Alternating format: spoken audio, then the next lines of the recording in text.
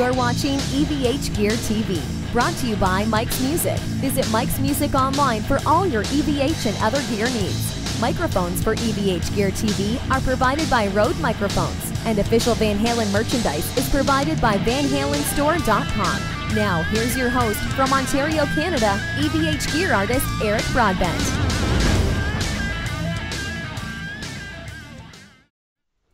Hey everyone, good afternoon. Happy Sunday afternoon to you all. 3 o'clock here Eastern Time, Standard Time, and 8 p.m. your time over there. Cameron Brown's joining me from Scotland. How are you doing?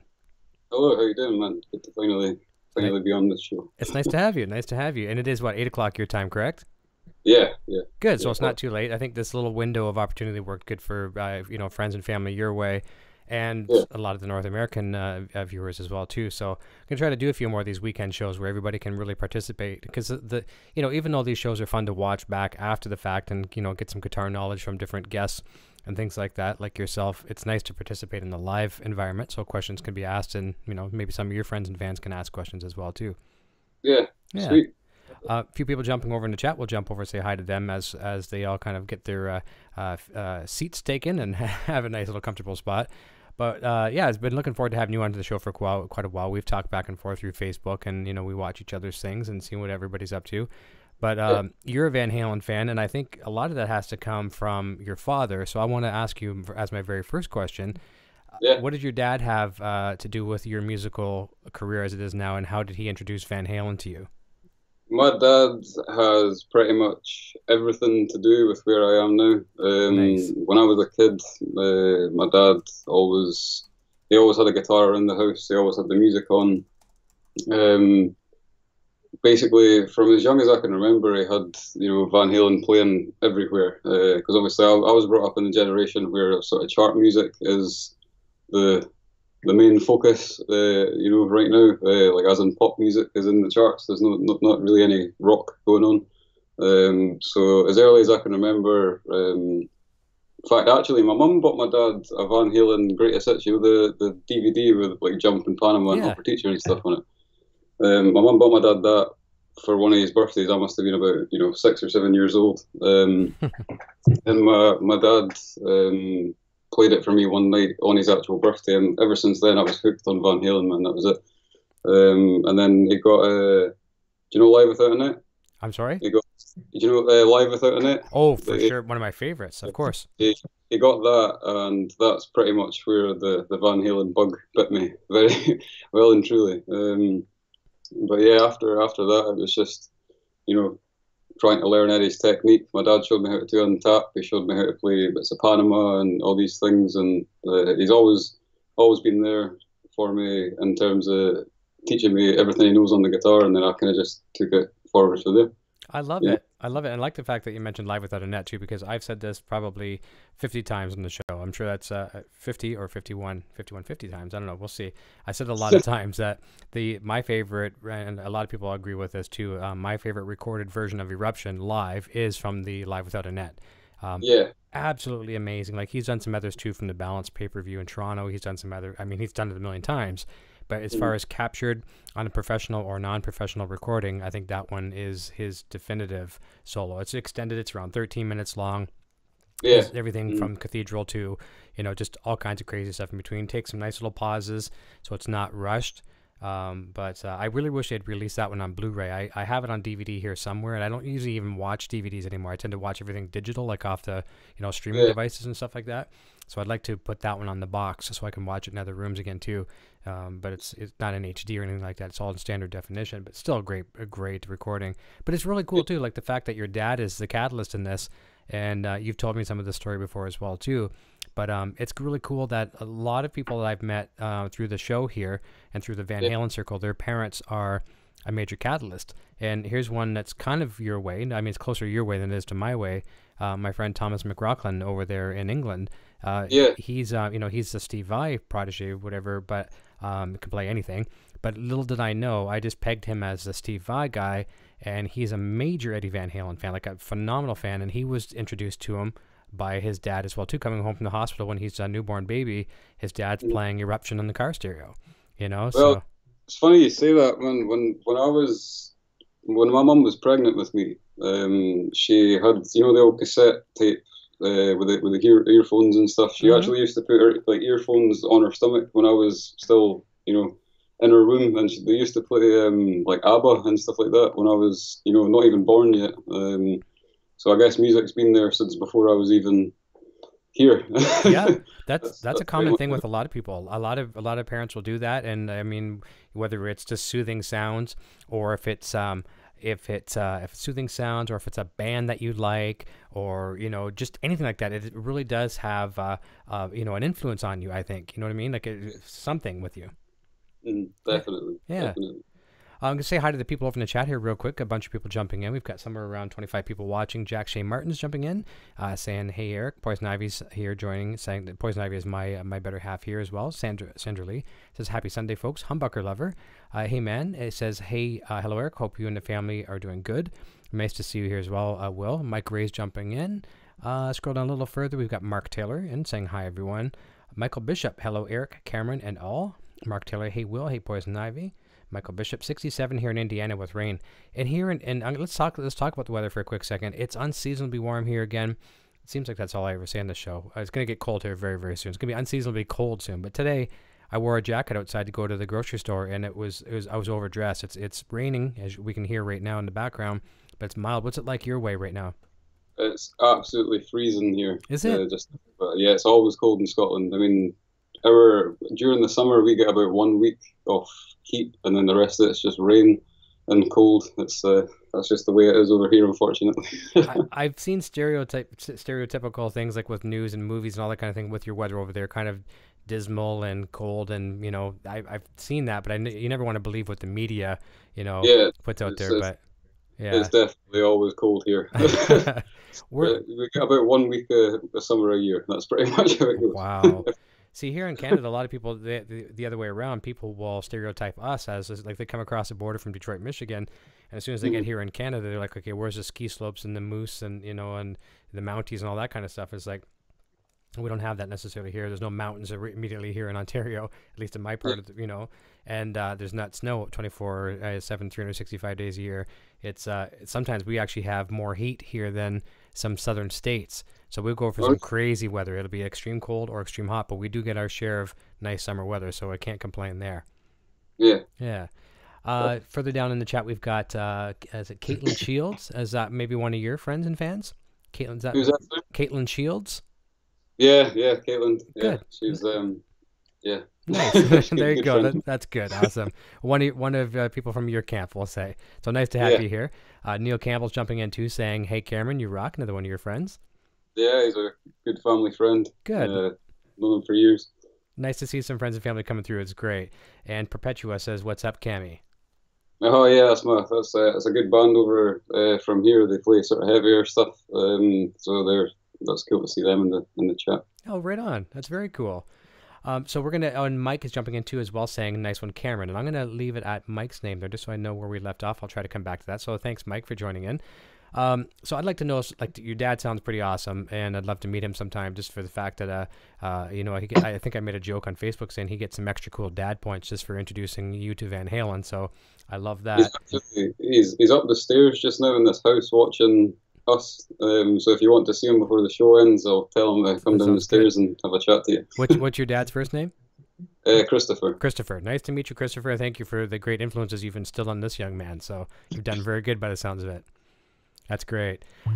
So let's talk a little bit about your dad for a second. Let's talk a little bit more of the influences that he's had other than Van Halen. I'm gonna throw out some names. I'm gonna guess, and you didn't tell me this, so I don't know. I'm gonna say maybe, and this is, I'm not trying to stereotype because being over in Europe, but maybe some Black Sabbath, some Rainbow, Dio, things like that. Maybe some Kiss. What do you know the other influences that your dad was into?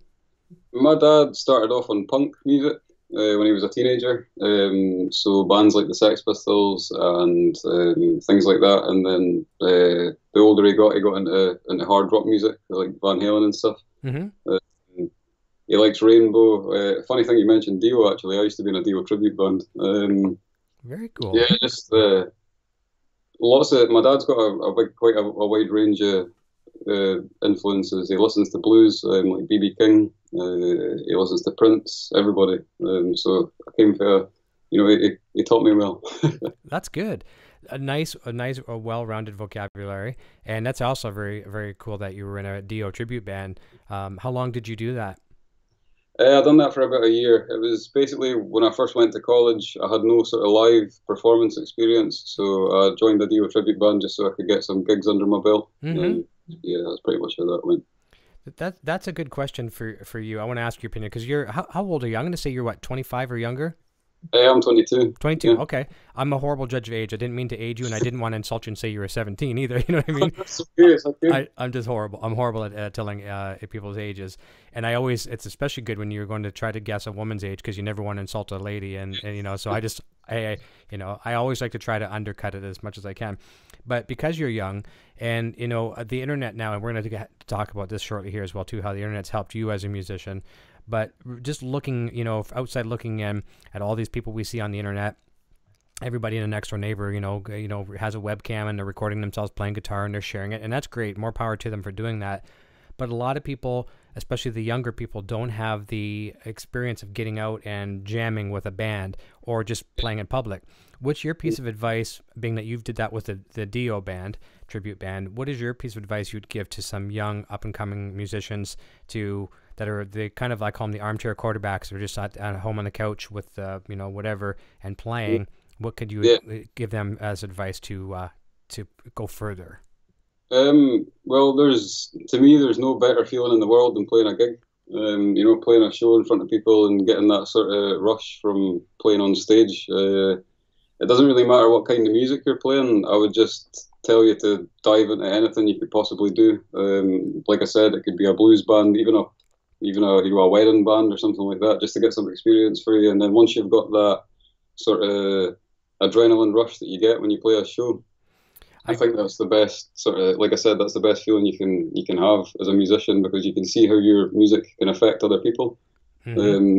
It's great seeing people dance to your music, or if you play the heavier stuff, it's great seeing people headbang to your music and stuff. So I guess my piece of advice would just be go for it, see if you like it or not, and take things from there.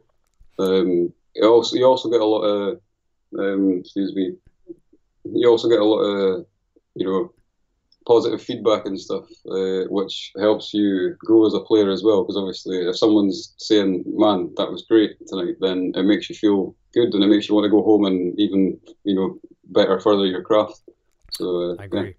I think one thing to further on that as well too is it's one thing to play other people's music, and that's how you learn to write your own music, is playing cover songs by whoever and play as many as you can from as many genres as possible. That's why sometimes playing in a top 40 band is a good experience, because you're playing everything from everybody, your FM hits, to classics and everything, and it kind of seasons your chops.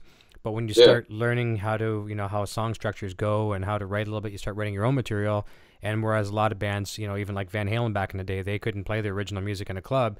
They were hired to play covers, and they would very, carefully sneak in their originals. And that's where a lot of us have done that over the years. And that's how you're able to kind of forge your own name and identity. But that's, I think, as a musician, is nothing more rewarding than a fan coming up to you. Let's say you're playing 3 sets in a night, and they come up, and a fan might say, "Hey, you guys did Iron Maiden, The Trooper, just like Iron Maiden." Okay, that's cool, and that's a nice compliment. But when they come up and say, "Hey, that song that you played, it was called such and such, and it was one of your songs. Any chance you could play that again tonight or something?" And then that's like when you're like, "Whoa, okay, now we're doing something right. It's your music, and you're moving a fan." Yeah, exactly. I mean, one of my old bands from here in Edinburgh, I had a band that was basically a group of my old best friends. We used to do The Trooper, and that was something that we got told quite a lot, because I never used to. When I play live, I've done this in the Dio band as well. I never learn solos. I kind of just do my own thing over the top, over the sort of the backing chords of the rhythm guitar player. So people would come up and be like, "I can see you're influenced by Van Halen, putting that into an Iron Maiden song and stuff." So that's another good thing. Like you're saying, cover a song but make it your own. Yes. Kind of. Because it took me a long time to break away from almost being a Van Halen clone. Because for years all I played was Van Halen. If you came up to me and you were like, play me a Kiss song or a Motorhead song or something, I would not be able to do it. Mm-hmm. So I was basically an Eddie Van Halen clone for a long time. So being in the Dio tribute band and playing in the band with my old best friends, they got me into different kinds of music. My best friend Andy, he comes from a sort of heavier background, so he got me into the sort of different kinds of music, and that helped me grow as a musician as well. Just to answer your, sort of go back to your question before the. No, that's good. That's very good. It does help, and a lot of us fall into that rut, which is, it's if you're trying to improve yourself as a musician, you're getting yourself into cloning one particular artist, in this case Van Halen. You get pigeonholed into that genre for the longest time, and it is hard to get out of it. I find myself getting into that all the time as well too, and no matter what I do, I'm reaching for the whammy bar all the time. That's why it's nice every once in a while to play a guitar without a tremolo on it. That's definitely a challenge, and I get that one. Yep. I've always used to the whammy bar. If I ever make a mistake, I'm like, oh, go that's for that, right. I know. I've even caught myself, and I make a joke about this, and I like to say it because it shows how human that I am. I've been playing a hardtail guitar a few times, and I go to reach for the whammy bar, and you can see on camera, and you see me reaching for the whammy bar, and it's not there. And then I'm like, oh, I meant to do that, but no, I didn't. You know what I mean? Yeah, exactly. Yeah, exactly. I love it. I'm just going to carry on with the chat for a quick second. Jack J. Martin says he's building a Frankenstrike guitar. Just got deployed the other day. And speaking of building guitars, we're going to have a look not at the moment, but shortly here at one of Cameron's guitars, thanks to the help of his dad as well too. Where do you see this? Actually, let's do it right now. Let's show it right now. I'm going to switch over to you, Cameron. Tell the story on this guitar. Okay, so this was when I was about 6 or 7. My parents bought me a 3/4 length acoustic guitar. Mm-hmm. I used that for ages. Then when I was 9, for my birthday, they got me a Fender Squire Strat. I'm sorry, younger than that. And then when I was 10, we got a Music Yo Kramer from a shop in Edinburgh. So this guitar was originally a sort of dark red colour. And I always wanted it to look like Eddie's 5150 guitar. So I said to my dad one day, I was like, Dad, if I take this guitar apart, will you spray paint it for me? And I don't think he took me seriously. I don't think he thought, I was being serious. Right. So lo and behold, he comes home and I've ripped the guitar apart. There's nothing left on it. The neck's on the floor somewhere. So he spray painted it for me. He done it all himself. We had to buy different kinds of tapes because I didn't realise there was different kinds of sizes of sort of masking tape. Right. So we had to find that. We bought nitrocellulose paint for the red, and through him doing that, it took him about 2 weeks. And this is how it turned out. I think it turned out really well. I think he did a phenomenal job. The neck needs a good clean, but this guitar's got about 10 years worth of playing on it. So you know what though? As much as I'm a guy who loves to have the necks clean on the guitar, I would leave it. Just because it almost looks relict, you know what I mean? Yeah. Well, this is actually from just playing. I've seen a lot of guys who relic it, but this is... That's playing. Yeah, that's just play. Kind of disgusting, but that's just playing. It's also got the sort of brass block for FU tone in the back here, and it's got an EVH Frankenstrike pickup in it. I took the guitar originally came with, I think it was a Gibson 84T pickup. Humbucker. So for when I was younger, I got this pickup and put it in here. This was my main guitar for such a long time. This is the one that I pretty much learned everything I know on. So I love it. He did a great job, and you've got the eye hooks on there as well too. Is that something that you did just as a tribute to Ed, or do you like to have the eye hooks? Done it as a tribute to Ed, but after doing it, I really like this because there's nothing worse than playing on stage and for your guitar strap to go like this, Mm-hmm. come off your guitar. So with these, that never happens. Yeah. Which is perfect. Yeah, it needs a setup though. I've not played this guitar for a very long time. It's been used and abused, and I think it needs to go get a setup and needs a little bit of TLC. Yeah, get its intonation fixed and stuff. But, sounds good. Yeah. Well, 2 questions about that guitar since you got it. Number one, we'll talk about the brass block there in a second.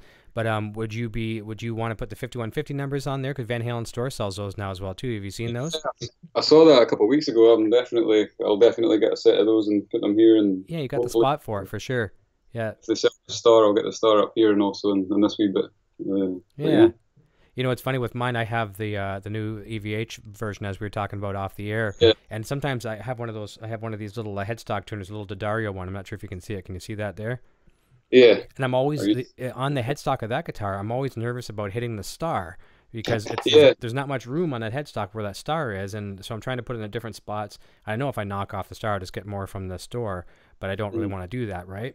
So I'm a little nervous that way. But yeah, those numbers would look great, and grab some from the store and grab an extra set just in case you have an accident with one or something. Yeah, it's funny you were talking about my friend Caitlin being in the chat earlier. She works in a music shop over here in Scotland, and they actually had one of the 5150 Stripe series guitars in there a couple of weeks ago. So she was sending me pictures, and I've never played one of these ones yet. I've got that guitar in the background is my dad's Stripe series, but it's obviously not the 5150 guitar. And when Caitlin was sending me these pictures, I was sitting like jaw on the floor. I couldn't believe that it was there. So nice. Can't wait to try it out. The necks on the guitars are great, man. They are. They feel so perfect, straight out of the box. The 5150 is going to be a lot different than your dad's Stripe series back there, because that neck on that guitar is the same as the one I was playing just a few minutes ago before we went live. I was playing the black and white Stripe series, and they're like your Charvel typical, a wider flat profile. And then it's weird. You'd think the 5150 Stripe one would be like Wolfgang based if it's not like that, but it's not a Wolfgang based, and it's not the Stripe series based. It's somewhere in between. Very, very nice. And then of course the body is a matte finish as opposed to a gloss, and I really like the matte. I am one of those guys. I mean, call me silly or whatever, but I like to keep my guitars clean, and I'll polish them quite a bit. But the matte finish, I haven't even had to touch it even with a dry rag since I've got it, and I wouldn't use a polish on that anyways with a matte finish, but I would probably take a rag to it. And I haven't had to do that, and I've had it for a good couple months. It keeps clean, and it plays like a monster. But let's forget about that. Let's talk about the brass block. That's obviously from our good friend Adam at FU Tone, and it was, if I'm correct, that became one of your first product endorsements. Yeah, Adam Reaver. I posted a lot of videos with the Kramer guitar, and I also got the Wolfgang over here. Adam Reaver hit me up on Facebook, and he we were just chatting back and forward about Eddie and guitars and stuff, and he offered me the endorsement for FU Tone. So he sent me a couple brass blocks and the T-shirt, the sort of FU Tone T-shirt. Sent me that and a lot of other sort of stickers and stuff. I'll show you what I've done to this guitar. So I'm a huge fan of Jason Becker, and I saw on his PV guitar that he had in the 90s, he done this kind of thing with on the Floyd Rose. It goes like black chrome. I like that. So I done that when I changed put the brass block in this guitar as well, and I'm definitely going to have to hit up Adam Reaver and get a couple more things from him, because I've seen that he does titanium inserts now and stuff. I've not got any experience with that yet, so and actually he just introduced brass too. He just introduced the brass lock blocks. Oh, really? Yeah, that I think is going to be the hottest thing on the planet. Yeah, I'll need to try those out, definitely. Yeah, but that's become a very popular thing, what you've done there, and I guess I didn't know that was necessarily a nod to Jason, so I've learned something new here too. I really respect Jason as a musician, but that style now of the black and chrome and all that kind of stuff is and vice versa, chrome with black, just kind of staggering the colors or alternating the colors. It looks very, very cool on a guitar, and you really notice it on the Stealth for sure with everything so black. I've done it on the headstock as well, up on the locking nut. I like that. Done it up here, and I actually done this. I have a guitar that's got a chrome Floyd, so the chrome Floyd on that guitar has got chrome black, so it's kind of got two guitars that are like this now. I do like that. Yeah, just to kind of share between two guitars. Yeah. Now is that a USA or is that the Mexican one? No, yeah, this is the Mexican one. It's just they're nice. Special. Yeah, no, they're nice, aren't they? Yeah, it plays perfectly, but I've never actually played a USA Wolfgang. Yeah. I've never seen one ever in person, so I need to try out one of those. Over your way, it might be a little harder, I think, too, sometimes. Just like with the distributors, I don't know what the distribution's like over there, but I think the selection is probably a little bit less than what we'd have here in North America. I've only ever seen the special ones over here. I've never seen the USA one, but hopefully I'll be at NAMM in January, so I'll be running to the EVH booth to see the guitars. Yeah, hang out there for the day. Yeah, definitely. You'll have fun. That's the thing too. I remember having a buddy of mine from Italy, Attilio. He's been on the show here a few times, and he has a band called Freddy over in Italy. And he was a big PV fan back in the day as well too. When Eddie was endorsing the PV product, And same thing even for him in his part of the country, just couldn't. He wanted the guitar, but couldn't get them. They're just importing and all that kind of the exporting and importing fees and duties and all that kind of stuff. A lot of dealers just wouldn't carry them for the extra costs. They couldn't make money by the time they got them. And I remember he wrote to PV directly, and they were basically like, okay, we'll get you one somehow. And sure enough, he finally got one. And then with his EVH as well too. The EVH brand, he waited forever. I think he actually bought one from the Americas here to bring it in because he just couldn't find them over there, which is a shame. Yeah. It kind of sucks because I really want to try one out, but I guess it'll be sooner rather than later that I'll get to have a go at one. So. Oh yeah, a couple months you'll be at NAMM and you'll have your pick of the litter for sure, and you'll see a lot of them. They'll have everything from the Mexican to the Indonesian to the obviously all the American ones, and definitely try out you've got the Stealth right now, but they make the new signature Stealth, and also the Ivory with the kill switch. I think one of the things that I'm looking forward to the most at NAMM is the EL34 50-watt head. It's going to be amazing. Because obviously the 50-watt version of the main EVH head has been my go-to amp for the past 5 years. Yeah, that's what you're saying. That's been your main one for the longest time. Yeah, exactly. I mean, that was actually my first tube amp. It was the first amp that I bought. I worked for a while in an old shop and basically saved up that way to get this amp, and it's been my main amp ever since. It's never let me down. Well, a lot of us, us older guys like myself who go back to many years of playing, you certainly have a nice amp to start with, because a lot of us started with stuff from pawn shops or yard sales, or I had this one amplifier, my very first, I think, real big amplifier, and it was a tube one as well too. Over in Europe, did you ever have a company called Radio Shack? I'm not Probably sure. not. Okay. Sorry. Over here in North America, we had Radio Shack, and then it became The Source, whatever. Down there, it changed its name, and they're barely hanging on now, as far as I know. But Radio Shack was kind of a retail surplus store for electronics. You go in there and you need some transistors, you need this, you need that, whatever. You could build kits, different things. So someone had bought this kit. They bought a 15-inch JBL speaker from a music store, so a big 15-inch speaker, had a cabinet, and then all the electronics were probably Radio Shack parts and transformers and that, but it was a tube amplifier. So it was my very first tube amplifier. And I remember playing it at my parents' house, and it didn't sound good at all. Bad voltage. And I'm playing, and I noticed you could see through the grill cloth, and I could see what looked like flames. And I thought it was just the tubes. It was just my tubes glowing. No, it was flames. It was literally on fire. Oh, man. Yeah, and it wasn't because of playing. It was just a piece of crap. And so I had to quickly run into the kitchen and get like towels and rags, and I didn't throw water on it, but like we were trying to, I think we're taking the guys in the band's jackets, and we're trying to put out this fire in my amplifier. Almost burnt the house down. So I started on some stuff a lot crappier than that. So. Oh man, yeah. Well, my very first amp was a Fender practice amp. That came actually as part. It was like I sold with the very first guitar that I got. Nice, a whole bundle package. The second amp was a Line 6 practice amp, and then when I started playing gigs, I used to use my dad's Marshall that he's got, but that thing weighs on like a ton. Trying to carry a Marshall about with you, it's a combo as well, so it's like I was like, I said to my dad, I was like, it'd be much easier if we just got a head and then just used whatever cab was at the venue. And ever since then, EVH has been the go-to amp. Yeah. Exactly. Now he's probably what did your dad have, a 212 Marshall? Yeah. So that's heavy. That's two heavy-duty magnets, and then the head basically self-contained. So that is heavy. I know those things are heavy, just like the PV 5150s, like the old ones. Those things were a bugger to lift. They were about 100 pounds.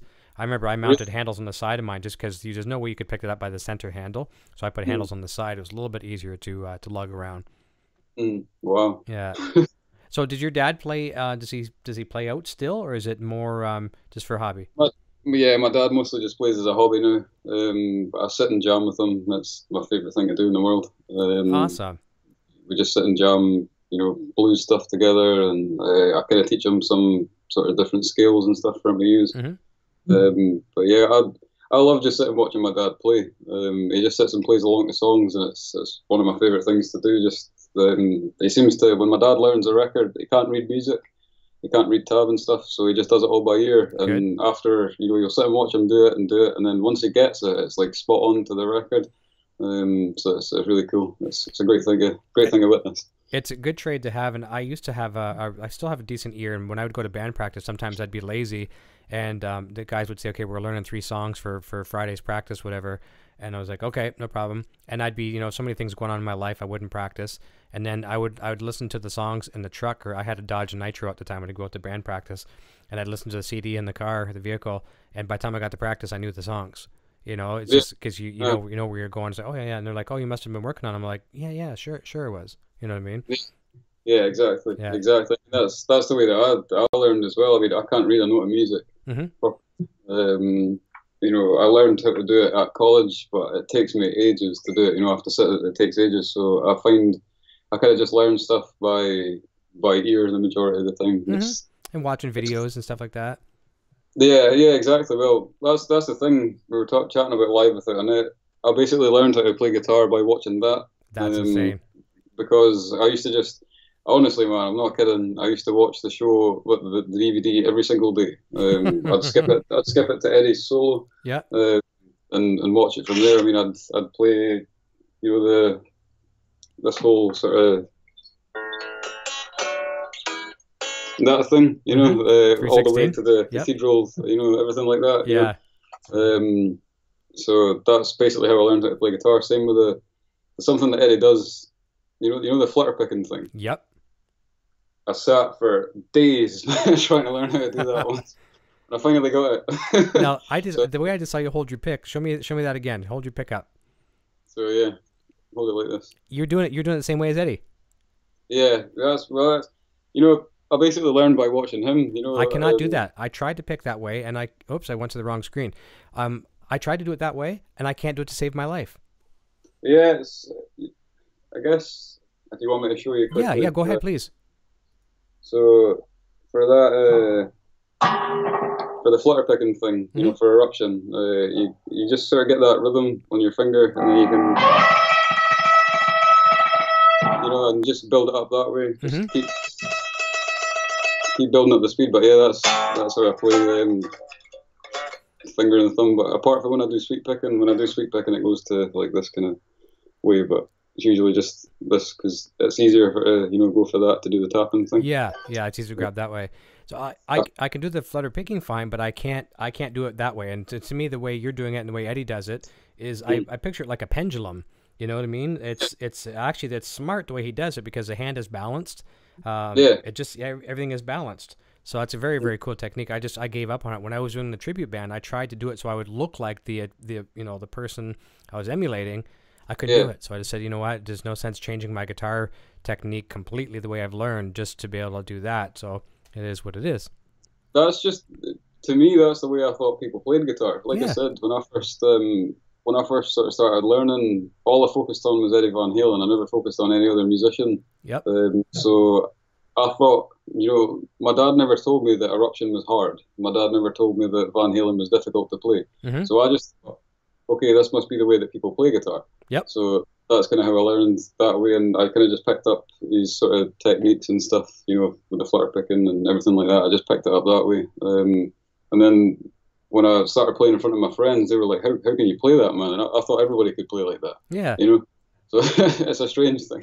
No, it's very cool. And I like the fact that because that you said Eddie Van Halen was one of the first guitar players you ever saw. So you're seeing the guy, he holds his pick like this, he does this.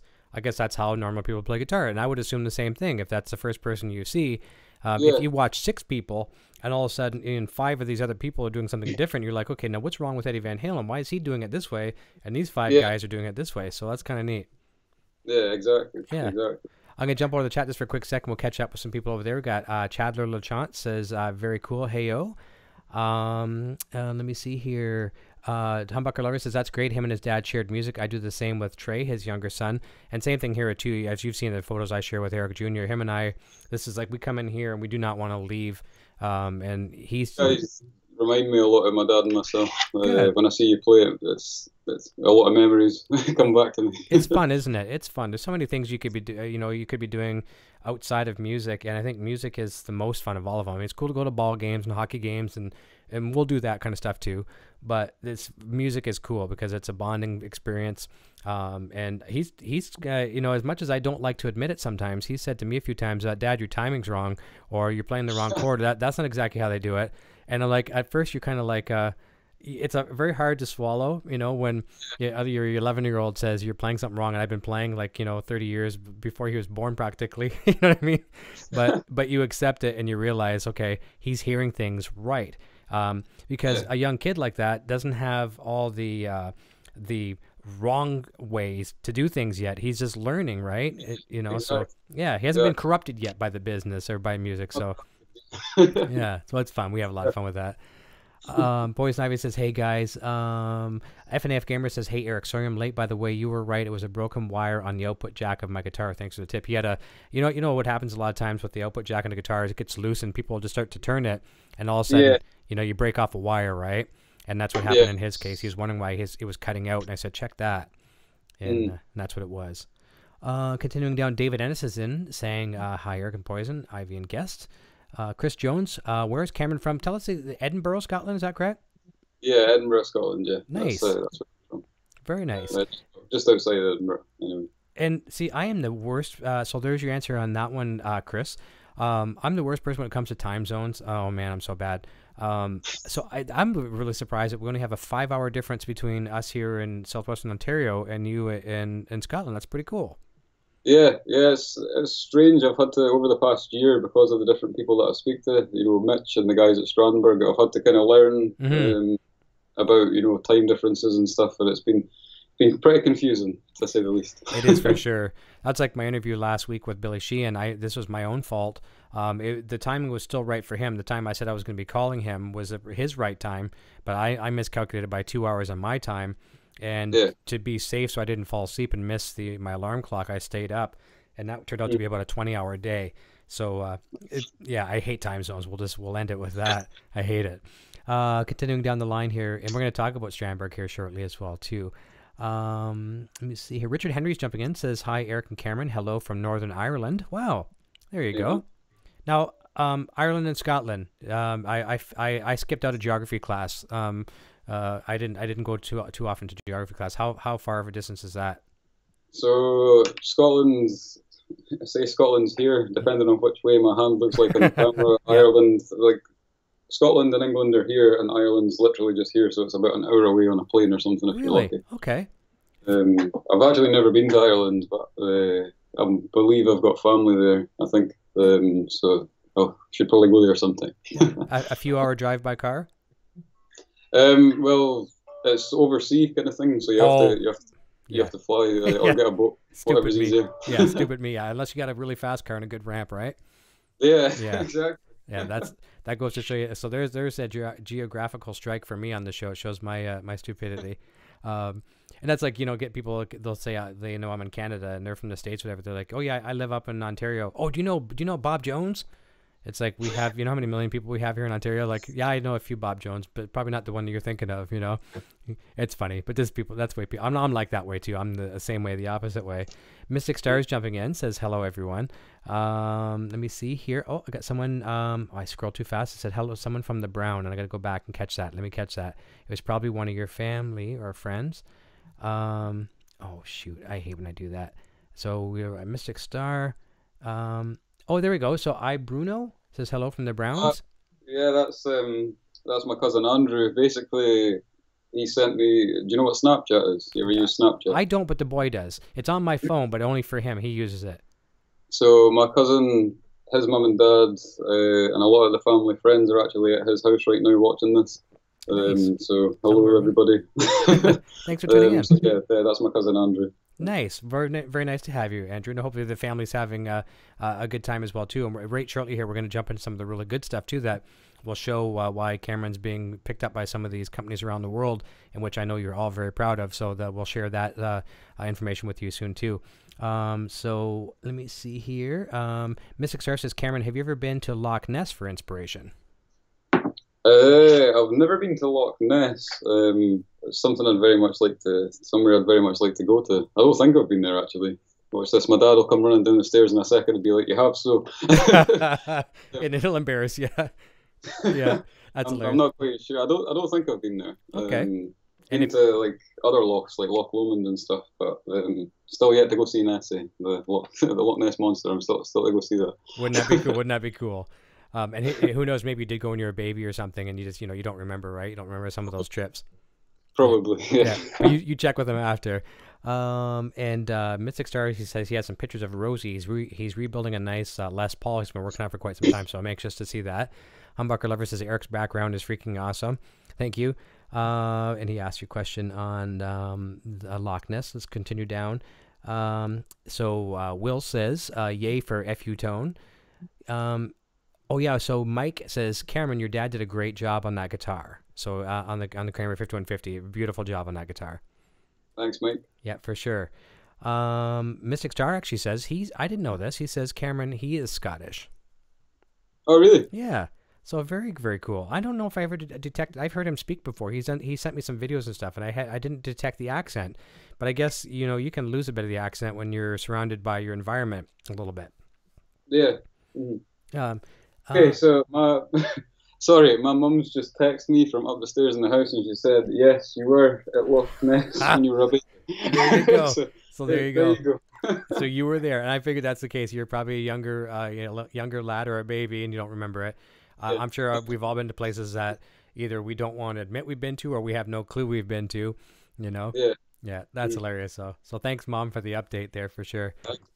That's great. I'm glad the fact that your mom's watching too. That's awesome. Mystic Sarah said, okay, so kennysmusic.co.uk. What's Kenny's Music? Caitlin Shield. Oh, so that's the store that she works at? Yeah, that's the store that Caitlin works at. Okay. Caitlin's she sells guitars, pianos, everything. Nice. Very nice. Well, she brought me some coasters from her, like tea coasters. She brought me them, and they're supposed to look like Ernie Ball, like Ernie Ball's packets of strings. Yeah. That's a good present for Christmas time if you're ever looking for anything like that. There you go. Well, fantastic. kennysmusic.co.uk. So for our followers that are over in that part of the world, look them up for sure. Let me see here. Let's continue down. So she says, feel free to check out the EVH 5150 at Kenny's Music. Mystic Star says, okay, there we go.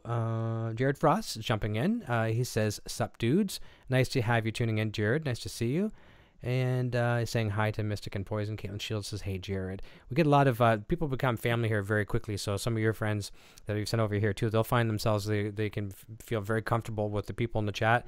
It's always a no pressure. No one's here to, oh, you're stupid if you don't know this. And if you don't know the name of the first Van Halen record or, that kind of thing, whatever. That no one judges here, which is very, very cool. And if they do get judgmental, we usually kick them out. So it doesn't happen. Right. Yeah, never had to do that, which is nice. A little further down, Hammacher says, I'm so glad Eric has a show today. It's great for people like me that don't get out much. And yeah, I don't do the weekend shows that much, but I'm going to start doing them for sure. And this was, I wanted to have Cameron for a long time. And this was, it was a way to do two things at the same time. One, cater to some people that don't normally get to tune in because of the time zone. So let's pick a time zone that works for, in this case, Cameron as my overseas guest. And number two, there's a lot of talent out there that doesn't get to be discovered. And I think you'd said this might be one of your first interviews. Is that correct? Yeah, this is my first live interview. Yeah. Well, there you go. And the thing is, we need other outlets to see you. And I'm not saying this is going to be a stepping stone by any means, but I mean, I'll be more than happy to share it. And so will other people in the Van Halen community. But I want to see other people discovering artists like yourself, because there's a lot of hidden talent out there. Even with all the videos we can put on YouTube and Facebook and all that kind of stuff, you still need to speak to the right people and have the right people share it. So that was the whole intention of this, is get you some exposure that you rightfully deserve. And not that you're not getting it because Strandberg Guitars is working with you, Adam is working with you, and other people as well. But we're trying to put all the right steps forward. So yeah, I really appreciate that, man. Thank you. Oh, our pleasure. Jared Frost says he's good, same old, just working and jamming. How about you? And let me see, Mystic Star says he's just about done with the guitar. He's telling Jared. And we'll scroll down a little bit towards the bottom. Just want to see if I miss anybody else. Oh, so the I Bruno says, hello from the family watching from Edinburgh, Scotland. And all right, this might even be a perfect opportunity because Perpetua is saying, give us some shred. So before we do, this will give you so I'm gonna kind of set this up for you in your favor. I'm gonna let you mentally prepare in your head what you'd like to play in a minute by asking you a question first. Okay. I don't know much about the Strandberg guitar other than I think Boss has just done something with them, right? Roland? Yeah, they released a guitar that's basically it's like a MIDI guitar, so you can basically make it a bass, a harp, everything you want. It just blows my mind, you know. But yeah, Strandberg's they're a fairly new company. They've been sort of on the go for about I'm not quite sure. I'd probably say about 4 or 5 years, something like that, since they started making production model guitars. So Ola Strandberg, the guy who designed them, he used to make them in his garage, and he took them to NAMM once, and a guitar player called Tosin Abasi from Animals as Leaders used them. He demoed it at NAMM, and so did a guy called Misha Mansour from the band Periphery. And after that, they started going crazy. Chris Letchford was one of the first guys to reach out to Ola Strandberg and ask for a 7-string guitar. And as far as I'm aware, I'm pretty sure that's the first 7-string that they ever made. But his idea for the guitar is it's supposed to be ergonomically perfect, so no matter which way you sit with it, it's meant to feel, perfect on your hands, and just no effort required to play them at all, really. I love that. Just before you go further, I just want to say this is from one of your family members. So I want to say hi before we forgot. I was being texted because it's further down the chat. Your Uncle John's jumping in and saying doing well it says doing well, Cameron, from Uncle John. Yeah, that's Uncle John is one of the coolest guys on the planet. He's a guitar player as well. Nice. He works at the same place that my dad works, and John over the years has lent me real custom shop real sort of 19, I think it was a 78 Les Paul. Wow, nice. Just came to mind and was like, here, try this, take this, have a go. And I'm like, man, that thing's like, a piece of history. I can't have that. And he just gives me anything, man. He's actually the guy that put the pickups on this guitar. Okay. Great guy. So hello, Uncle John. Oh, that's nice. Thanks, Uncle John, for jumping in for sure. So when did you come about, and we're going to continue on, I'm sure you're going to have some more family here too, and I don't want to miss any of them for sure, so I'll try my best to get to everyone. But when did you catch the attention of Strandberg, and how has it worked in your favor ever since? So, funny story, I was actually at Guitar, that's kind of like our version of Guitar Center. Back in November 2015, so 2 years ago. It was actually the 14th of November. I don't know why I can remember that, but I can. I walked in there, and I think I was just looking for strings and stuff. And I walked into the shop, and I saw this guitar player called Plini's Strandberg on the wall. So all I seen was something like this hanging up on the wall, and I was like, "What the heck is that?" I was kind of like, no headstock. I was like, "Is it a Steinberger? What is it?" Completely different. Yeah. So. At first I was like, "Wow, this is really strange." I asked the guy in the shop to give me a go at it, and then I realised that the frets were slanted and everything like that. Obviously, it's got the strange neck. I'll chat about that in a little bit. Sure. Can you talk about the frets for a sec while you're there? Tell us about with the slanted frets. Sweet. So the idea in the fan frets on a Strandberg is basically your hand when you're playing the guitar. It does a sort of window wiper motion with the way that your fingers move. You don't play completely straight up and down the whole time. Your hands are always at a slight angle. So it's kind of just to take away, basically just the least amount of effort required to play the guitar possible. That's basically the goal in these things. So also the neck's a really strange shape. I don't know if you guys can see it, but you probably see it better on the 7-string. Yeah, this is neat. You showed me this. Take a close look at this. Explain that bevel. So if I show you this, the neck's actually like, it's got a thumb it's got a bit of wood basically that goes sort of down the neck this way, and the point in that, if I kind of sit this way, is that your thumb is supposed to sit on this the whole way along, so that your wrist stays straight, kind of thing, so that you're not having to go like this when you play certain things. So the neck's a really strange shape as well as the frets. The point in that is it's basically just like I said, so your thumb goes along the neck without any effort required and without bending your wrist and stuff. it was quite strange for me to start with because I used to play Ibanez guitars and stuff, with the crazy thin necks. So going for that to this was quite a jump. But now when I play other guitars, I'm like, why is not every guitar like this? That's kind of what my attitude's like now, towards, or not so much my attitude, just the way that I feel when I pick up another guitar. It feels kind of alien to me. Yeah, well, that's true. Now here's a question from myself, that because I'm going to consider myself a novice when it comes to the Strandberg brand. I don't know enough about them, and there's a lot of people that that watch the show that may not know Strandberg. Is a guitar made, and this is just an uneducated question, is it made for just shredders, or do you see jazz? Can you see jazz guys playing that? Can chicken pickers play on it? What's it designed for? They're designed in 2017 at the start of this year at NAMM. They basically brought out different models. So they brought out this one, which is the Bowden Prog. Okay. So it's called the Prog for the players like myself, prog sort of instrumental guys. I've got the Bowden Fusion, which has got the sort of HSH pickup configuration. Okay. So that's for like fusion sort of jazz players. I've seen, Guthrie Govan. For sure. He used a Strandberg with a Hans Zimmer band when he went on tour with them, as well as his Charvel and stuff. So you can, I guess they're just available for everybody. So it's versatile, then. That's good to know too, because I didn't know. I wanted to say that I thought they were more just the shred guys guitar, because especially with the first couple of people that were endorsing the line, those guys were known for that style. Yeah. So very, very cool. So it's not just a one-trick pony, in other words. Definitely not. It's they're genuinely, they're mind-blowing guitars, man. If you ever get a chance to have a go at one, I'd highly recommend you do. I'm gonna try to, for sure. So they're so easy to play. They discovered you, you discovered them, you've been working together, and you've been with them now for how long, roughly? So I've been with them for almost 2 years. What happened was I bought that guitar that I saw in the music shop, and I played it for about 3 months, posting videos almost every day on Instagram.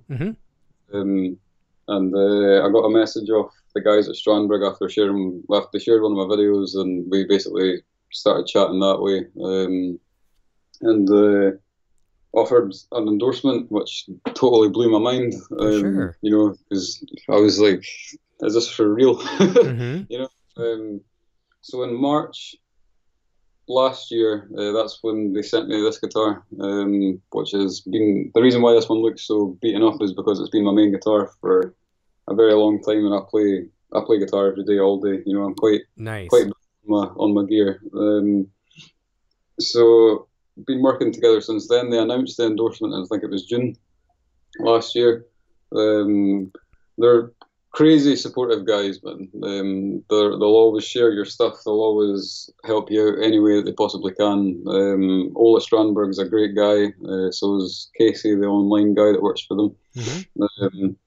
It's more like a family, kind of like what you were saying about the EVH gear thing. You're treated like a family member, and that's, as well as them making perfect guitars, I think a relationship between an artist and a company should be a sort of family relationship, and that's how it is with those guys. So couldn't be happier with them.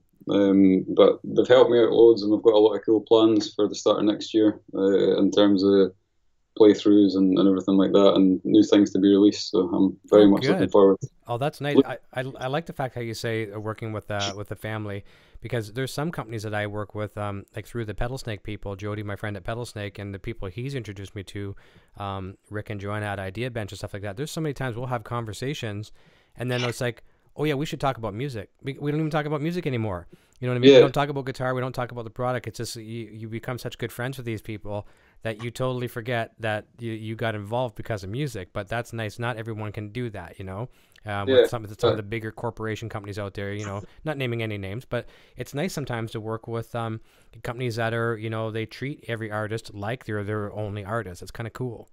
Yes, they're, like I said, man, they're so they couldn't be any more helpful than they already are. They're crazy supportive. No matter what you do, they'll always encourage you. They share your videos all over social media and stuff, because I think social media is quite a big part of being a musician now. If you're starting out, I think it helps. For sure, it sure does. Yeah, definitely helps me.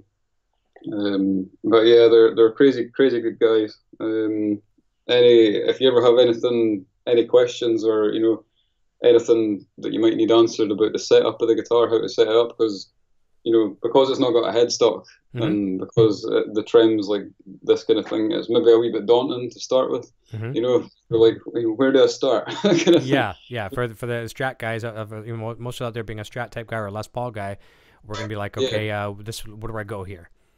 So, I mean, when I first got this guitar, I didn't even know how to restring it. I had to Google it and be like, how to restring a Strandberg. That's kind of what I had to do there. So, but it's actually so simple. All you do is unscrew this bit here. Yep. Like a Floyd up at the headstock, or where the headstock should be, rather. You unscrew that with like an Allen wrench. You pull the string through, lock it, and then tighten it up with a thumb screw, and then that's it. It stays in tune perfect. So that's something you should do. Do some videos on that. I mean, everyone knows you as a great guitar player, but and you've done a lot for Strandberg, and Strandberg's been sharing your content. But maybe even do some things that maybe you've done this already, but if you haven't thought of it, you know, you were that guy that said, how do I tune up a Strandberg? So I'll do a quick video here. I'm gonna change my strings, say on my Strandberg. You know, I'm gonna do a performance video. I'm gonna do a quick, here's how you do it, and you'll probably get just as many views on that video as you would on one of your shred videos. That's a good idea. Yeah, I should probably do that. Yeah, people love tips. The guy who builds the Mola Strandberg, he's done a lot of videos on how to intonate a Strandberg recently, because they recently changed the trim. I don't know if you can see this, but it used to be on like 2 screws. Okay. Whereas now they changed it so it's only got the one. They also changed it so it's not the thumb screw on the arm. Because something that annoyed me a little bit about this guitar was you could tighten it up here with a thumb screw like any sort of Floyd Rose. Yep. Do this a few times, and then it becomes loose again. Okay. You know? And it sort of rattles a little bit. Where they completely solved that problem by basically you put the Allen key in here, or the Allen wrench, and then it's just it never gets loose. It never budges. It does, and you can set it to whatever way you like it. So if you want it to move about, then you have it like that. But for me, doing the shred kind of thing, I like to have my trim sort of just wherever I last leave it. Yeah, you know? And you know it's right there. You're not guessing for it, because when you go to reach for it, and you might miss that particular note. Yeah, exactly. Oh, that's cool. So real attention to small details. Yeah, Ola's definitely, his attention to detail is insane. I mean, even with this one over here, this is my other 7-string one. This is when they started roasting the necks on the guitar. That's beautiful. Look at that. Roasted maple necks. That's what he first started doing on this one. So it's, I don't know if the camera will pick it up, but it's a sort of bird's eye maple neck. Yeah, we're getting the bird's eye. That's a beautiful bird's eye, as a matter of fact. It's another cool thing about these guitars. They literally thought about everything.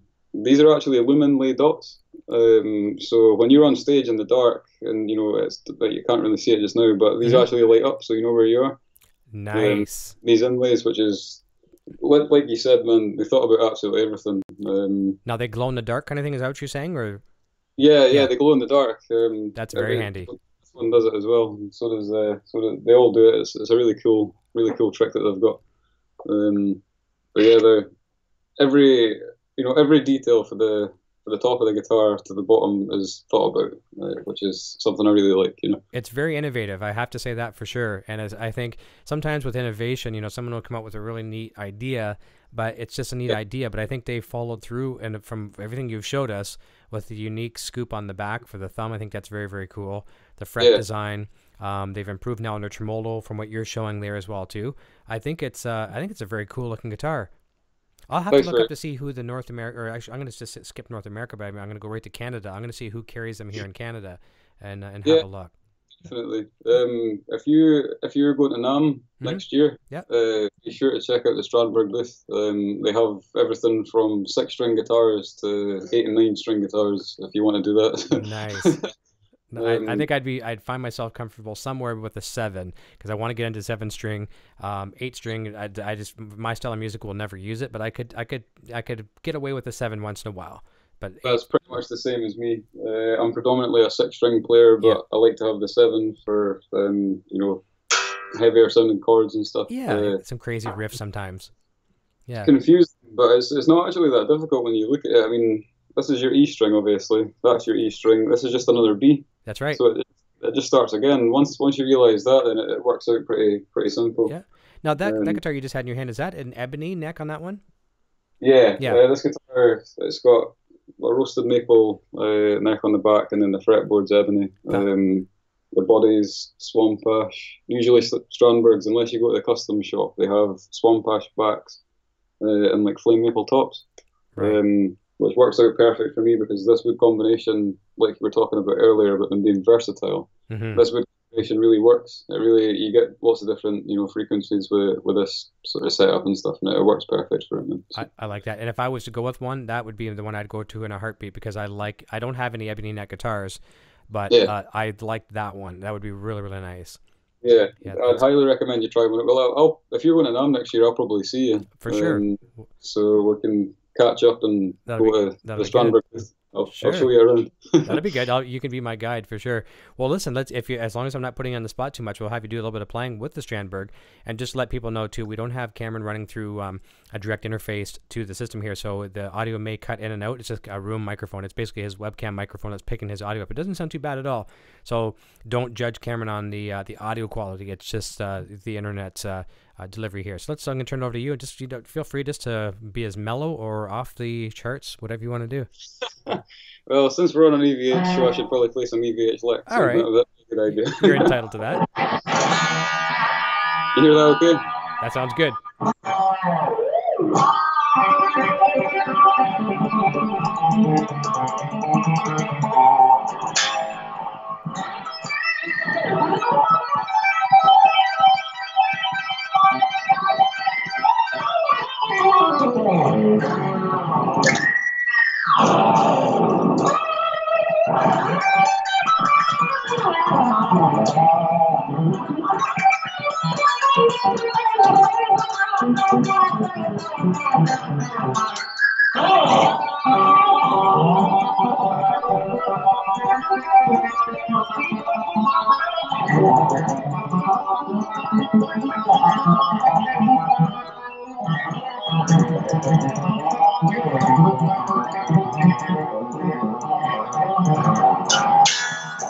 Do some licks. I love it, man. That's great. And your action looks like it's pretty crazy low on that guitar. Yeah, man. My action on pretty much every guitar that I own, apart from the Strats, is really low. Because I basically like to do the whole, one-handed kind of this sort of stuff. So that's perfect for that. I love it. Yeah, that was actually one thing that my dad showed me when I was a kid. He basically said to me, "There's no point in wrestling a guitar to play one." He was like, "There's no point in fighting one." So he was like, "Put your action down until it buzzes, and then take it back a tiny little bit." Yep. That's pretty much how I set up every single one of my guitars. Yeah. Mine are the same too, and mine guitars actually, if let's say you come over to my house, or I'm not necessarily you, because you're in that same wheelhouse too. You like the action the same way, but let's say another player that's more of a bluesier player, we'll say, a lot of blues guys will like to be able to get their finger underneath the string, and like a Joe Bonamassa kind of guy, I'm assuming.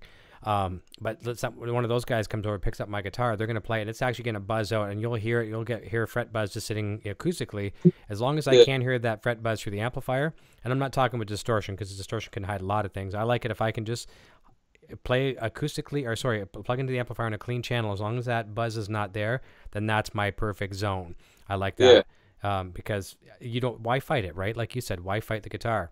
Exactly. I mean, like I was talking about my uncle's Les Paul earlier, that guitar, you really have to play it in order to make it sound great. But there's just something sentimental about that, fighting a Les Paul or fighting a Strat or fighting a Tele. But when you've got guitars like an EVH or a Wolfgang or a Strandberg or something, they're pretty much designed to play perfectly anyway. Yeah. So there's no point in fighting them, like you said. So that's just the way I like it.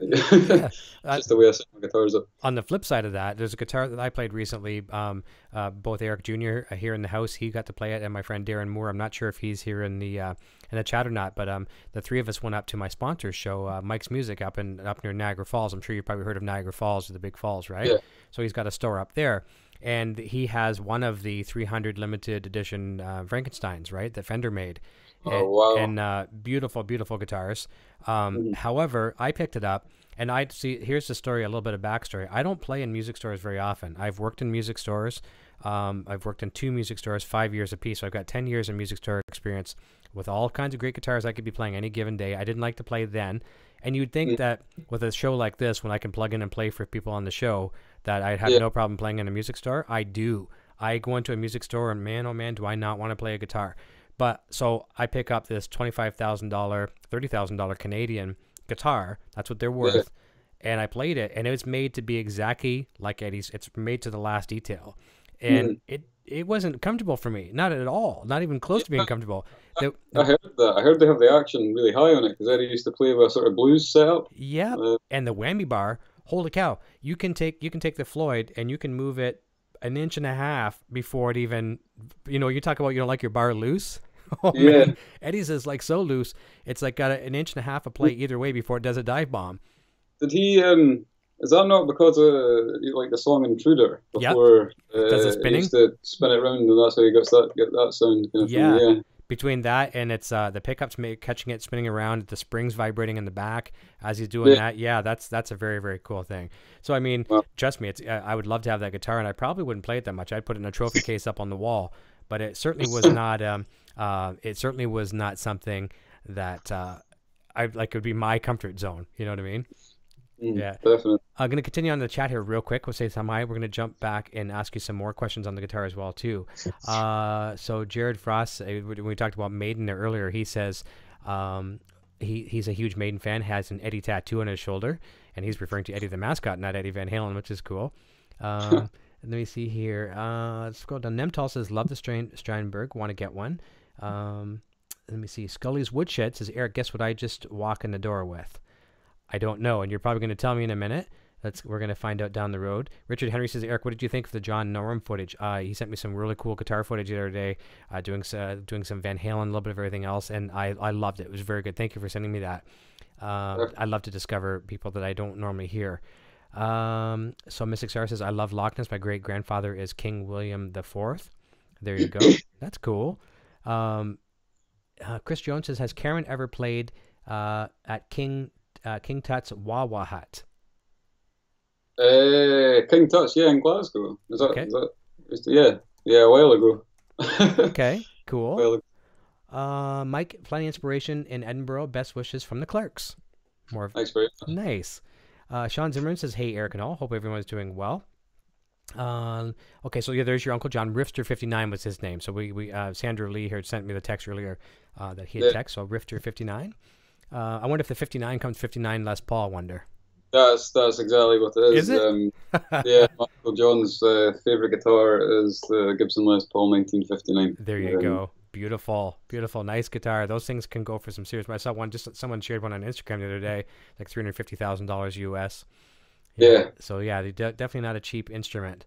I've never had the luxury of playing one that old. So someday, and even if I have the luxury, if someone says play it, I'm probably going to say no. I will just. I don't even want to hold it. Sean Zimmerman says, good show today. Thank you very much. And for sure, Mystic Star says, Eric has my email. I'd love to keep in contact with Cameron. If you don't mind me sharing your contact information, I'll share it with him. No problem. Yeah. Sure, he's a good dude. Chadler says, you're a beast, dudes. Single coil lover says, I'm listening with humbucker lover. That's pretty cool. They're a husband and wife team, and one's humbucker and one's single coil lover. Amazing. Yeah, for sure. Let me see here. Nemtal says, like to see Cameron shred some. Yep, so we got that. Let me see, scrolling down just a bit more. I'm really bad sometimes here. Let me scroll back up a little bit. Sorry for the delays. All right, so let's scroll down here just a bit more. David Ennis is saying hi to Leanne. That's single coil.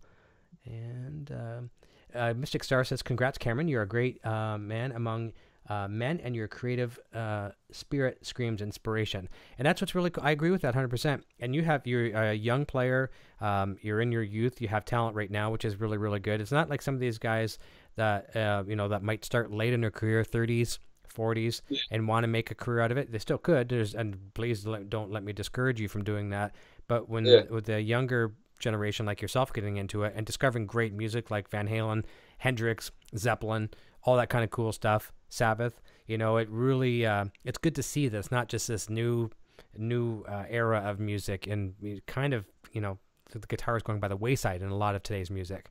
Yeah, well, thank you very much for your kind words, but definitely, I take inspiration off so many different guys, everybody from Jimi Hendrix and Stevie Ray Vaughan to, you know, the heavier guys as well.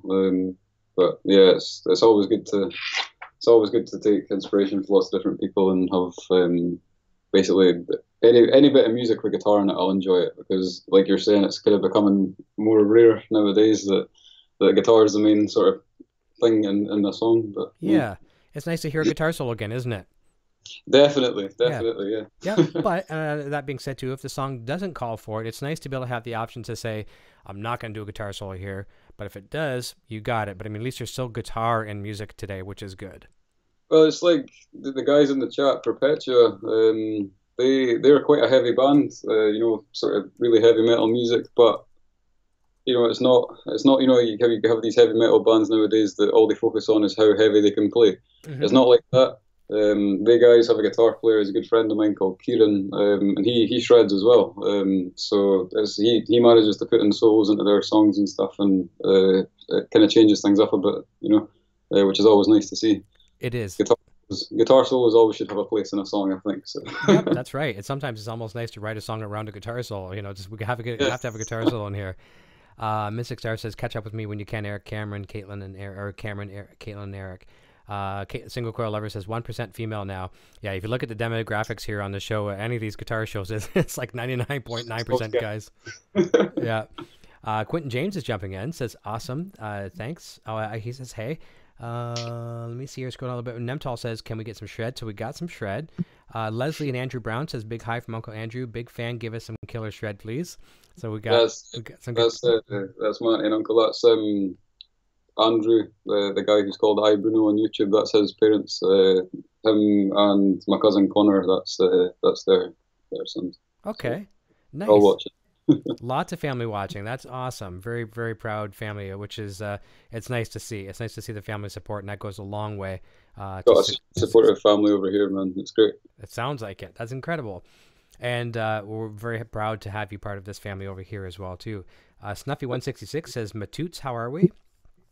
I'm not sure if that's, I don't recognize that name, so maybe it's one of your followers as well, too. Who's that? Matoots. Snuffy166 says, Matoots, how are we? I'm not sure who that is. Okay, so I'm not sure. Who that is. No problem. Mike is jumping in saying Ace Cameron. Chris Jones, I was talking about demographics where they live. Let's see your signature, Strandberg, Caitlin says. Is that the one that you showed? The signature guitar is not here at the moment. Oh, okay, no problem. Can you tell us a little bit about that one? It's basically this idea that I had for 2018, 2019, and it's basically a sort of, you know, kind of like the prog. It's just this idea that I had for Ola. It's pretty much built along the lines of this, but it's got different kinds of pickups. And I was also going to mention to Ola about maybe trying to put a brass block in here. Okay. You know, for the team. So yeah, that's what I'm going for with that at the moment. But yeah, there's too many Strandbergs in this house at the moment. There's 4 just now. There used to be 5, but there's only 4 now. Yeah, you should learn that soon. You never say too many. Well, honestly, I don't even know how many guitars are in this house at the moment. It's crazy. Probably a lot with your dad and everything too. Yeah, for sure. Scully's Woodshed says 1975 Marshall 4x12 all original speaker 25-watt blackbacks. I'm happy. Can't wait to fire this thing up. Sounds very nice. Megan Christie says doing amazing, Cameron. Oh yeah, Megan's she's a good friend of mine. She's the girlfriend of the bass player in the band Perpetua. So hello, Megan. Thank you. Oh, very cool. Chadler's asking any words for the words of advice for the up and coming. So what was that? Sorry, I missed that. Chadler's asking any advice that you might have for up and coming musicians. Well, I don't really know. I guess just stay open-minded is definitely something that I think is a useful tool, because you know, the music business, you never know what someone could ask you to do, especially if you're a guitar player. I mean, you might not always get to play the stuff that you want to play, you know. You might not always get to play, you know, like I'm saying, your favorite sort of genre and stuff. So I would just stay open-minded as much as you possibly can. Play gigs, try and post a lot of videos on social media, because I think, you know, not to say that social media is the be-all and end-all in the music business now, but it's definitely helping. I mean, there's so many guitar players that started on Instagram and YouTube now. you know, guys like Rob Scallon and Jared Dines and all these people started on Instagram and now they're or YouTube, and now they're, you know, selling records and guest solos on other people's music and stuff. So I guess just try and get your name out there and play as many shows as you can. Stay open-minded. I guess that'll be my advice. Listen to as much music as you possibly can and take inspiration off as many different guitar players as you can. That'd probably be That's perfect advice. That's perfect advice. And you said a couple key things here as well too about, you know, social media, like Instagram is a hot button for sure. If I could expand on that as well, Instagram, YouTube, and Facebook a little bit. Things like Twitter and things like that, just they don't have the impact, I don't think, that most vehicles out there do. What's good about Instagram is now they've cranked up the video to, like, I guess, what, is it a minute or 2 minutes? A minute now? Yeah. So it used to be 15 seconds or something like this. You can say a lot as a guitar player and still be tasty. I'm not talking about shredding. I mean, if you want to shred, you can put a lot of notes in a minute. But I mean, if you want to be a tasty guitar player, a minute gives you a lot of stuff. Put a few videos out there. But I know personally, with working with a lot of companies, I've worked with companies for so long as a guitar player that in the old days, if you're seeking out endorsements from companies or, you know, working relationships, it would say how many tour dates you're doing a year, what's your gross sales on your records, what's your merchandise sales like, what are your plans for the following year, how many venues you're going to be playing, blah blah blah blah blah. Now that they still kind of ask a little bit about that indirectly, but the first thing they say is, what's your YouTube profile, what's your Facebook profile, how many subscribers do you have, how many, you know, things like that. And because it's totally changed now. I mean, the big name guitar players that are out there, like the guitar heroes of yesterday and today, your Eddie Van Halens and your Steve Vai's and your Joe Satriani's and all those people, they're still going to sell products until the end of time because that's the household names. But people like yourself are becoming influencers, even if they don't have the record contracts and they're not playing, you know, sold out, you know, O2 arenas and things like that, and the LA forums, because you have a reach. And the average guy like yourself, they don't look at you and they say, well, he's just doing it because it's a selling tool, whatever. You're the honest spokesperson, and you don't have to be that big name to sell products. And especially working with a guitar company like Strandberg, I think that you have something very unique that you can bring to them. Thank you very much, Ben. I think the thing about Strandberg is really cool is there's a lot of different guys, like you're saying, that are like myself that play with them, but we all seem to play different sort of genres of music. So I think there's you know, guys like me who play the shred thing, and then you've got people who play the extended range 8-string guitars and the jazz guys and stuff. So I really appreciate that. Thanks very much for no problem. But yeah, it's social media is definitely on the rise now, for musicians and for just artists in general, because it's, you know, the click of a button and your music's out there and anybody can listen to it, you know. So I guess it's just luck of the draw. Whoever gets lucky and gets picked up, that's just the way it works. I think I'm definitely lucky to be with Strandberg. I wouldn't put that all down to talent and stuff. I think I just posted the right videos at the right time. And done the right thing at the right time, you know. I think that's how I was lucky enough to get this. So a lot of it is luck, but definitely social media and stuff. Definitely, it's a great help for things like that. I like to always refer to it as throwing spaghetti at the wall and see what sticks. And you're going to have more things that aren't going to stick than what will stick. And it's you might throw 50 pieces of spaghetti at the wall to have one stick, but when it does, it's worth it. And that actually, there's a question down towards the end of the chat is from Axe Art Guitarist. It has, hey Karen and AVH Gear TV, just wanted to ask, how does one become an artist sponsored by a company? Do they approach you or do they ask them? How does it feel to design your own guitar? Well, I'll contribute my thoughts. Number one, sometimes the artist, the companies will seek you out. And that generally becomes, that will happen when you have a major influence, and that's like on social media, like in this case, a lot of cases it's social media. So you've got like, 20,000 followers, 50 or 100,000 followers, and people are interacting with you. That's the big thing. I know people out there that buy followers, and it drives me crazy. But when you have, and the first way to find someone that has bought followers is 0 interactions. But yeah, look at your videos and not got any views. Like, no, it's silly. No, it's exactly. I'd rather have 5 people following me and 2 of them interacting with me than 500,000 and none. You know, all that you're fooling yourself. But the companies may approach you that way. But another thing you can do is, here's a simple thing. Play your guitar. Let's say you're playing an EVH amp or an EVH guitar or a combination of both. Tag EVH gear. You know, they get tagged to death. If you're playing a Fender product or you're playing a PV product or anything out there, whatever you're playing, they're out there on social media. Follow those companies for sure. And, you know, be cool about them. Like, don't over harass it, but do some of your best work.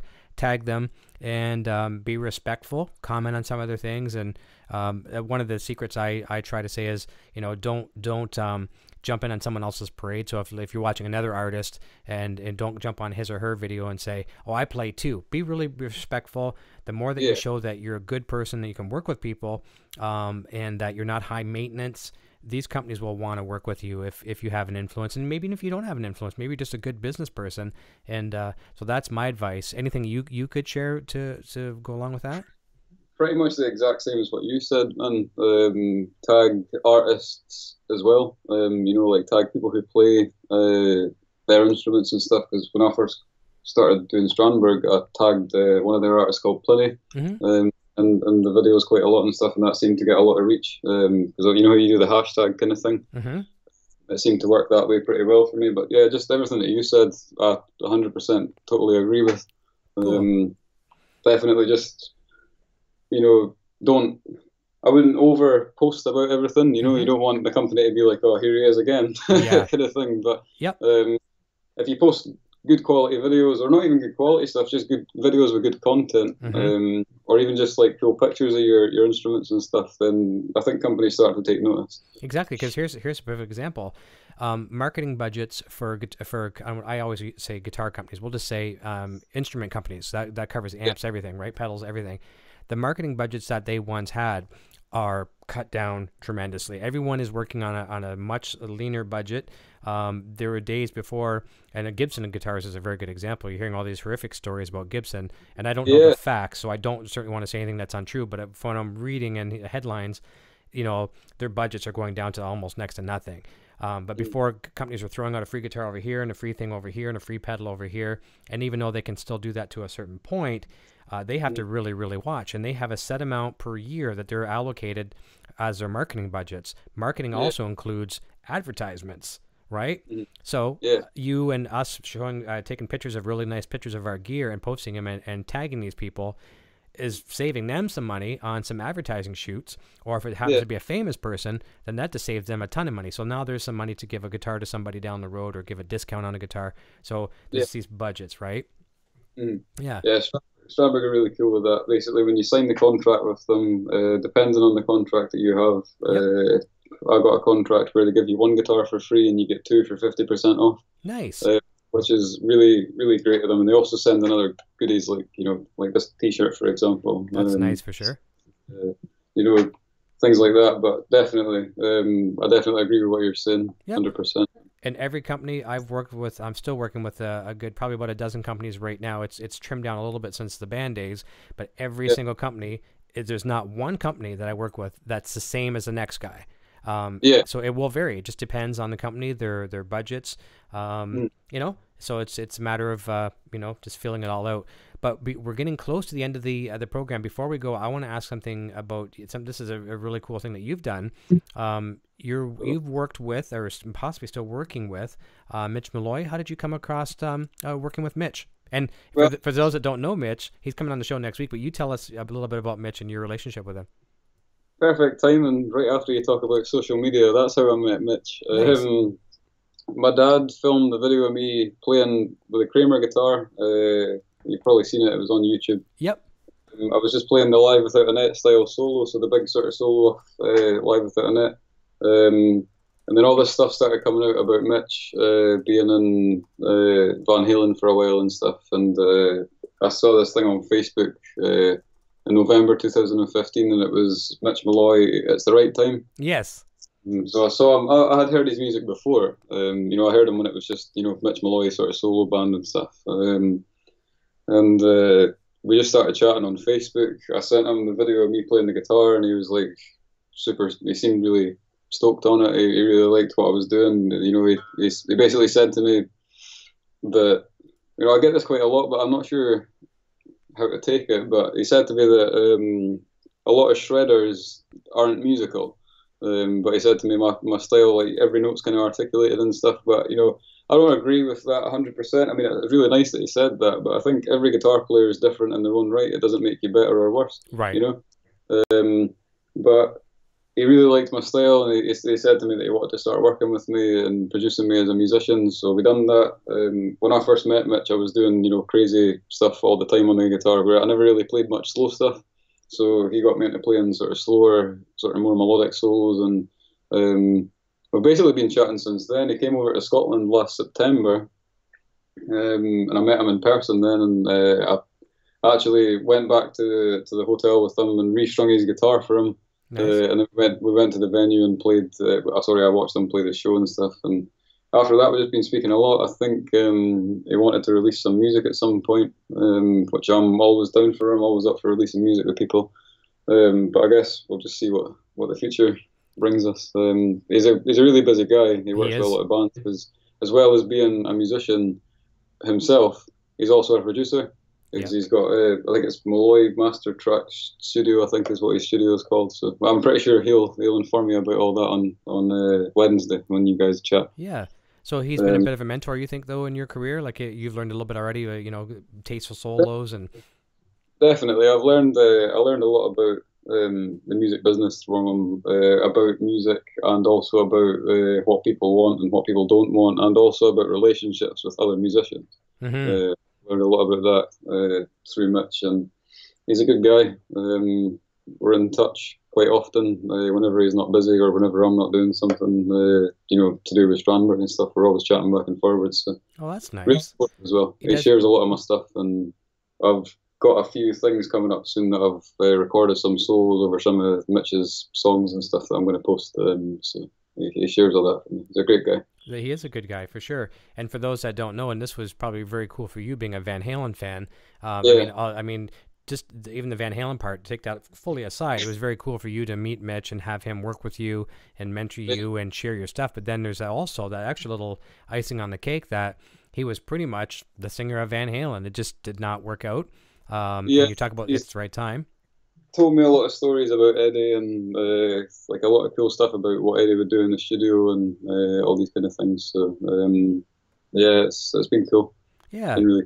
That's wicked. Well, he's definitely. I have to give a kudos to him as well too, because you know he could be working with just about anybody out there, and he could be talking to just about anybody he wants out there. But I mean, with his busy schedule, he's taken the time to acknowledge you, and not only acknowledge you. Everyone could say good job, guy, whatever, and then go on. He's actually giving you some advice, I mean, that alone is very, very beneficial. It's priceless. You can't put a price on that. I mean, you could pay to go to a rock and roll camp to get that kind of knowledge from him, and he's giving that to you for free and kind of taking you under his wing a little bit. So that's pretty awesome as well. Yeah, it's cool. I guess we'll just see what the future brings with Mitch as well. Yeah. I'm sure we'll be good friends for a while. I didn't get a chance, and I feel very bad about this. I didn't get a chance to put your links in the description here before, because you and I were talking off the air before we went live. So when the video is done, I'm going to edit it and put your links in. But for now, for people that may be watching or watching after the fact, shoot us out the best way to follow you on anywhere on the internet. So the majority of my videos and my music and sort of where I'm most active is Instagram. Okay. That's where I'm most active. My Instagram name is kind of embarrassing. It's Cami B1, and the B has got 2 E's like the actual insect. Gotcha. So that's my Instagram name. I don't know how you change it, but that's the best place to find me. Between that and maybe Facebook, because I'm still new to the whole YouTube thing. Apart from the odd video here and there, but Instagram's definitely the place to hit me up. Perfect. Well, I've got you. I don't have you on YouTube, but I do have you on Facebook and on Instagram. So I know those links. I just didn't get a chance to put them, and I apologize for that. But I will get them in the description for sure, so people can see that. And I'd like to, for people that haven't discovered you yet, number one, hopefully the show helps a little bit. Number two, we'll send out links to your social media. But thank you so much for telling us a little bit about the Strandberg guitar line, for showing us, actually sharing with us the really cool relationship you have with your dad. I think it really goes over well in this show, because people know from here that me and Junior and I are very, very close. And I think that's awesome. Families, you know what I mean? There's so much crap out there in the world, violence and, all kinds of crazy things. It's nice for families to stay in the home. You know, stay in your house. I mean, getting out is cool. Don't be a hermit and stay in the house for your life. But spending time with your family, doing something you love, is very, very important. My parents have always been super supportive with the music stuff. It was like when I left school, it was my mum's idea to send me to college to study music, because I said to her, basically, I was like, Mum, I want to be a musician, but I don't know how to be. So she was like, well, you're going to study music at college, and she helped me out loads there. And then obviously my dad as well. So I've got even my auntie and uncle that are in the chat right now, and my cousins and stuff. They've always been super supportive about the music. You know, I remember I used to go to my auntie and uncle's house a lot and play guitar for them, and my uncle also drove me to one of the first gigs I ever went to, as in first like big shows and stuff. So it's great to have a supportive family. I love it. Here's one last thing, and your family's saying the right thing as well too. And this is something we could have stuck in there for the advice. One thing I do recommend, huge, before you even worry about getting your chops on your guitar good, or your bass or your keyboards, whatever, learn and understand. If you're going to be a musician and think you're going to go into it and make some money or a long-time career, learn about the business. The business is so important, because so many people have the best talent, the best family background and encouragement, support, and they get out there and then they become victims to, like, I don't want to scare people away from the business, but business is business no matter what you're in. People aren't there to be friends. They're there Music to make business is a terrifying business. Yes. I've heard a lot about it, to say the least. Contracts, learn about contracts, learn about your rights. I mean, we're all eager to get something from music. Don't sign your life away. You know, it's like, it's okay to say no to people. So that's something very, very important. And I guess the bottom line, get an education. You know, when I was talking to the guys from Sons of Apollo, I'm not sure if it was Mike Portnoy or maybe Jeff Scott Soto, one of the two had said that they pointed out John Levin in Dokken is an attorney. He's the band's attorney. So he's a great guitar player, and he's also an attorney. Have a get some, you know, at least a small business management. If you kids in high school, I'm not sure if they teach, you know, business in high school now, but if it's community college or whatever, get a small business credit or course. Certainly helps you a little bit, because everything is a business. You know, maintaining your merchandise sales, how we doing on iTunes. You know, like, someone has to be in charge of that, so it's important to know. Definitely. Yeah. Definitely. Well, listen, thank you so very, very much. Just wrapping up the last few questions in the chat. Humbucker Lover saying Gibson's in his home state, and he says his newspapers are saying they're $77 million in debt. Wow. So that's a chunk of change. So if you're out looking for a free Les Paul from Gibson, I don't know if I'd ask him for one right now. Yeah. Poison Ivy says, great show and awesome advice, guys. Humbucker says, I agree. And he also says, family is number one. Music heals. Couldn't ask for a better way to end the show. Family, music, healing. It helps a lot. Karen, I'm going to say goodbye to you off the air. And everyone, come check out CammyB1 on Instagram and watch for good things to come. Follow Strandberg Guitars, and I'm sure by following those guys as well too, that you're going to see lots to come from Cameron for sure. Have a fantastic evening. It's still early enough evening for you, and go play some more guitar, have some fun. I'll say goodbye to you off the air. And everyone here in the chat, come join me this Wednesday, 9 p.m. As we mentioned, Mitch Molloy will be coming, and I'm sure there's going to be some more Cameron discussion from Mitch as well too. We'll talk about some Van Halen. We'll talk about Mitch's music, and so very much more. So I turn it over to the little man. He's going to tell us what his name is, what he's playing, and we shall see you very soon. Take care. Cheers. Hey, my name is Eric, and I'm playing the Frankenstrike guitar. Video production services provided by Design 39 Media. Visit design39media.com for all your website, photography, and video production needs.